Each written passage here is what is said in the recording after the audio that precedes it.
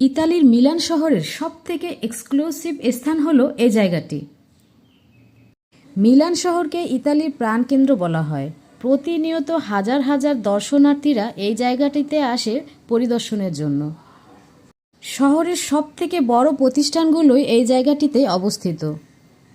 ব্যস্ততম এই শহরে কেউ কেউ আসে কাজের জন্য, কেউ কেউ আসে পরিদর্শনের জন্য। এখানকার সরকারি প্রতিষ্ঠানগুলো অনেকটা জাদুঘরের মতো মনে হয়, কারণ এত সুন্দরভাবে বাইরে থেকে সুশৃঙ্খলভাবে সাজানো থাকে, হঠাৎ করে দেখে কেউ বুঝতেই পারবে না। কোর্ট কাচারির বিভিন্ন অফিসিয়াল কাজের জন্য মানুষ এই জায়গাটিতেই আসে। কেউ কেউ তাদের পছন্দ মতো ছবি ক্যাপচার করে নেয়। আসলে দেখার মতো এত সুন্দর দৃশ্য কেই বা না ধরে রাখতে চায় বলেন? এই জায়গাটিতে কেউ একবার ঘুরে না আসলে এর সৌন্দর্য সম্পর্কে কেউ আসলে বুঝতেই পারবে না।